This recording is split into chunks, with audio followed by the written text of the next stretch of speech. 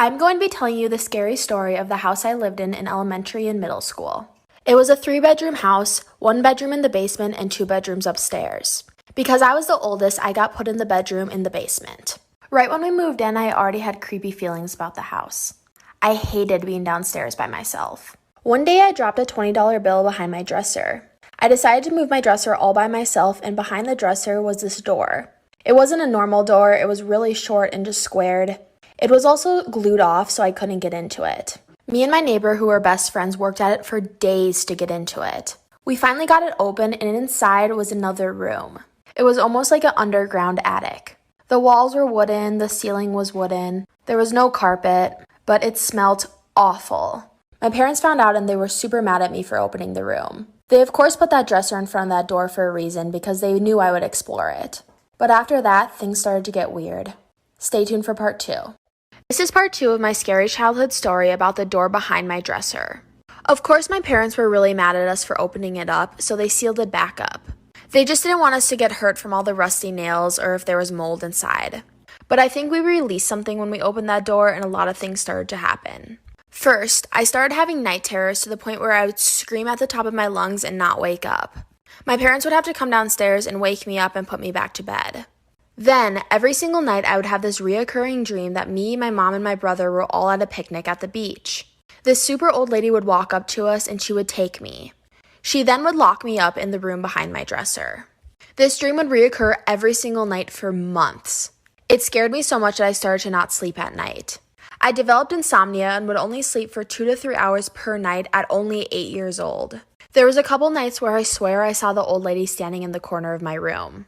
My parents just thought I was hallucinating from no sleep though. Stay tuned for part 3. This is part 3 of my scary childhood story about the door behind my dresser. Because I wasn't sleeping and developed insomnia, my parents took me to a sleep therapist. The only thing the therapist gave me was a bunch of sleeping pills.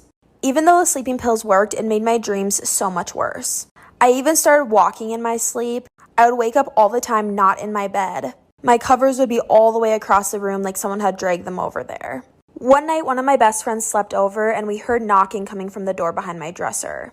That night when we went to bed, she started speaking really creepy gibberish in her sleep. I had to go get my mom to wake her up. I woke up a couple nights feeling like I was suffocating, and when I swung out of bed, I saw a silhouette of an old lady. My cat even started to sit there and meow and hiss at random things in the corners of the room. But there was nothing ever there. It got so bad to the point where I moved up into my brother's room.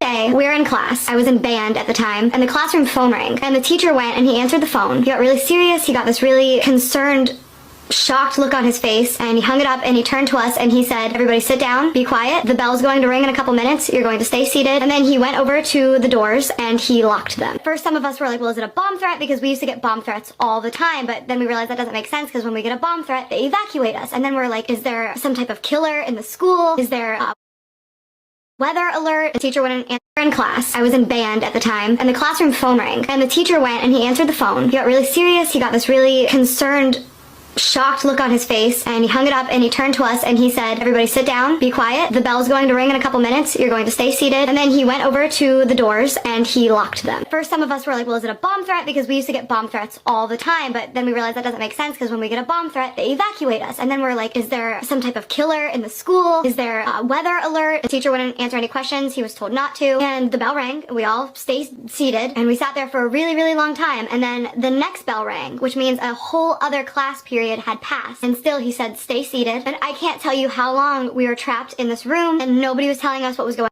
Because we had never had a situation like this, and we had practiced so many drills, if there's a bomb, we all go to the band lot. If there's a tornado, we all go to the basement. If there's a fire, we take these exits on this side. We always had a plan, and this was just something that we had never planned, and nobody was telling us anything. So eventually, they're texting their parents and calling their parents, and they're saying, "Do you know anything about this?" And the parents are all freaking out, and now it's like an ordeal. Some of the parents started listening to the police scanners, and it was getting back to us that there were ambulances outside of our school, and we're just like...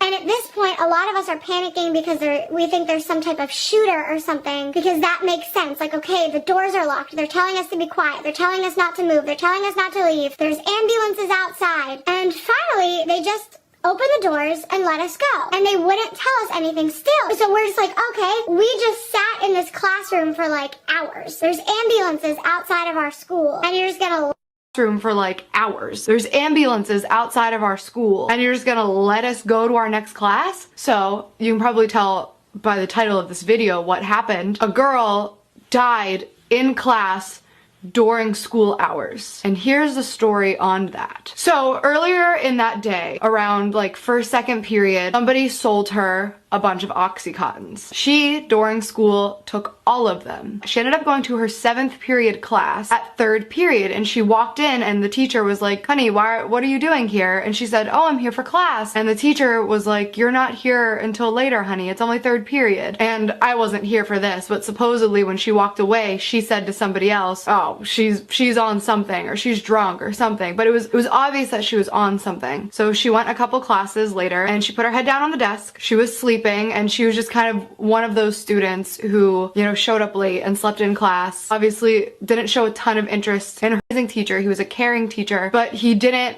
wake her up. For I don't know what reason it was. I don't know if he just thought, you know, you can only try so hard to make somebody interested in class. I don't know if he figured, you know what, she could really use the sleep, just let her nap. But that class was over and the bell rang and everybody got up, but she stayed seated laying on her desk like this with her head down, and she wasn't getting up. So somebody who was sitting next to her nudged her and was like, hey, wake up, class is over. And she didn't move, and then she nudged her a little harder to wake her up, and that is when her arm fell completely limp to the side of the desk. So obviously at this point, people start panicking. They roll her over and she is completely blue. I don't know how long she was out. I don't know how long she wasn't breathing, but she had completely OD'd and had not been receiving oxygen for enough time to turn her blue. That is when the ambulances were called. That is when the school was put on lockdown. She was taken out, obviously, and she died that day. Time for another story time.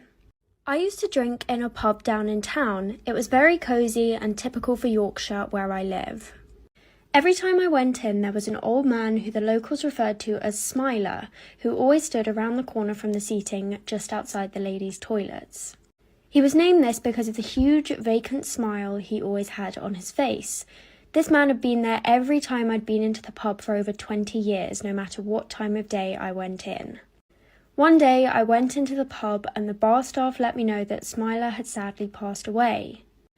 I had a few drinks with my friends and got up to go to the toilet, and as I walked around the corner, there was Smiler turning to face me. I was completely shocked, but walked to the door and said, "Hi, Smiler," to which he responded as usual with a nod, and I went into the toilet. I checked my lipstick and went back out, but Smiler was nowhere to be seen, and I haven't seen him since.